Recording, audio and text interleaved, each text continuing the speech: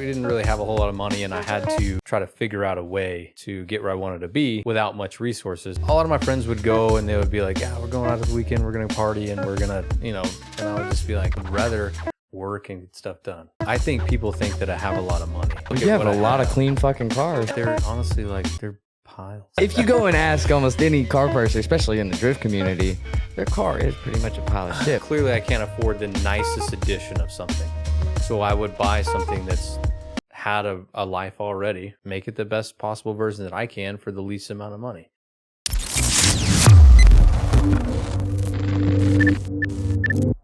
Well, let's since you have such an abundance of cars, let's run through your laundry list. Oh my goodness. This might take the whole show, right? I know. It's yeah. I swear you have a new one almost every fucking month that you're not just like having, but building. I just look for stuff that interests me. And like I said, we didn't really have a whole lot of money, and I had to try to figure out a way to get where I wanted to be without much resources. So buying and selling, like, it's a lot easier to buy a cheap car and sell a cheap car. Yeah. So I'd buy like super, super cheap vehicles, $300, and just what were like the golden ticket cars? Well, my problem was I got to a point where I stopped selling. Oh, what? I would buy them and I would be like, I really like this. You get too fucking attached to it? I get way too attached, and I would keep it. And it would be exactly that. And now I have 18. Jesus. Yeah, I have 18. I mean, that's something to be proud of course. Yeah. But now that is including my wife's vehicles, which, we consider. You share. Yeah. She has her own vehicles that she does her own things with, but, and then they have a car in Japan at Ibisu. Oh yeah, it makes noise. Nah, you're good. A car in Japan at Ibisu. Did it again. It's a habit. You're good. Yeah, and it includes the bike too, which I've had forever. So, I guess how did you? It's just flipping cars is how you're obtaining all of these, and then just wanting to. It was just not work. Get rid of them. A lot of my friends would go and they would be like, "Yeah, we're going out to the weekend. We're going to party, and we're gonna, and I would just be like, I would rather work and get stuff done. I'd rather.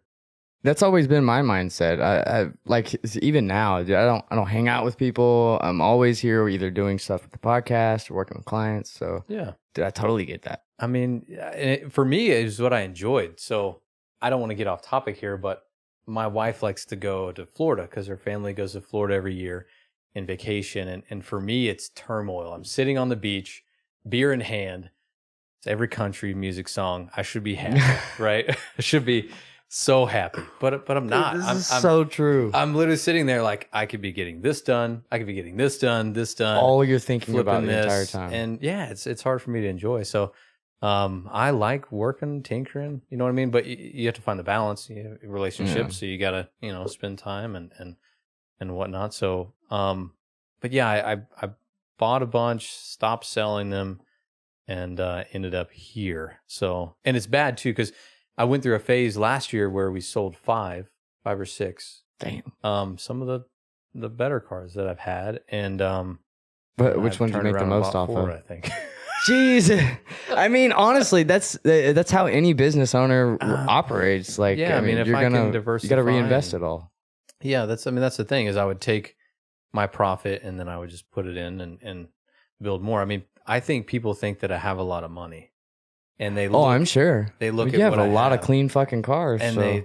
but they're honestly they're piles. Yeah, well, I mean, if you go and ask almost any car person, especially in the drift community, their car is pretty much a pile of shit, but it looks good on the exterior. That's my thing. So I can't afford the nicest edition of something, so I would buy something that's had a life already, right? Yeah. Quite a few lives already, and I would just make it the best possible version that I can for the least amount of money.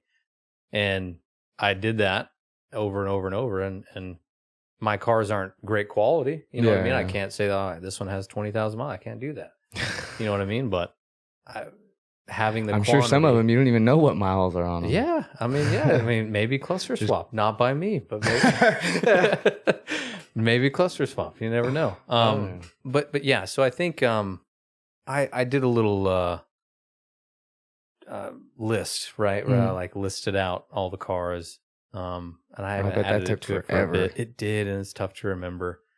And I'm sure there are a bunch more people that have had way more cars than I have, nicer stuff, you know. But 68, I think, is where I'm at currently. From what age? 18. What age did you start buying cars? So we were big into dirt bikes. So we did dirt bikes when I was real young. My brother, incredible rider, amazing guy. He was the one who always tinkered. He would literally like take bicycles and make different bicycles out of them, all the parts, you know what I mean? And I used to do that with BMX bikes. Yeah, I mean, he's super intelligent and amazing with his hands. He create, and he always had the cars. You know, he's 4 or 5 years older than me, and he always had the cool cars. You know what I mean? And so I got to ride with him, and then you know he got into turbo swapping Hondas and stuff like that. Gave you the itch. Yeah, from exactly. there on and out. I'm Yeah, like, dude, this is great. And yeah, so then I kind of caught that bug too, and I got the VR4, and then did a whole bunch of street racing. The car wasn't fast, but at the time, in 2003, whenever G35s are brand new, and you race one, and you're like, I beat him by a fender. Like, it's the fastest car ever. You know I thought a VR6 Jetta was fast. Yeah, I mean, when like, I was 16, and you just kind of evolve, and I got the A90 now, and that thing it's a machine. I mean, it's fast. And speaking of that, what do you think of TJ Hunt's A90 build? I am not caught up on that. Really? I don't watch a lot of stuff. Yeah, I figured, but okay, so basically he's doing it's a full-on super build, so it's fully caged, carbon fiber kit, even the roof is carbon. Goodness. Well, he does Street Hunter, right? Looks like he owns Street Hunter. Yeah, so it's a carbon fiber Street Hunter kit, but he's doing full power plant. He bought a manual so that he could be able to still shift when they came out. So he spit a pretty penny on it, but wow. He's doing a full-on drift build with that to kind of prove that that's the next chassis, basically. And I really think it is. I mean, it's a BMW.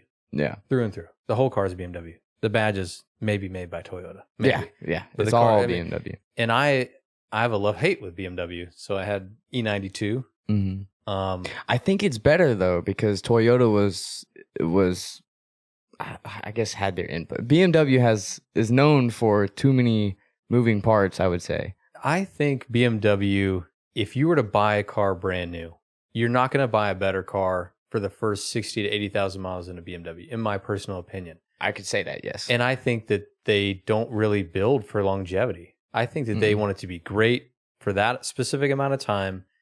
Whereas Japanese, I think that they're like, we want your children's children to own this fucking car. This Camry, you know, like we want you to have this. And I think that's the different mindset. And, you know, people might get mad, you know, it may not be I'm sure they opinion, will. But, and for that reason, like, I would never again buy an older BMW because everything's made of plastic, everything's made of rubber. They love petroleum. And stuff the interior plastics is very bad. Stuff melts, you know what I mean? It's I mean, I think every time I would replace a part on my E92, it's like it was a hidden code. Something else would break immediately.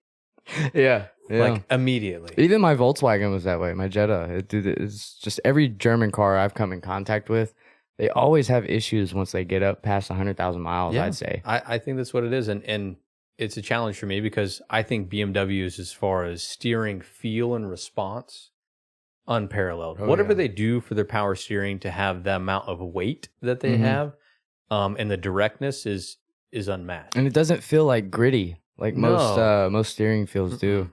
Even the new, like I drive a lot of newer ones nowadays. Yeah.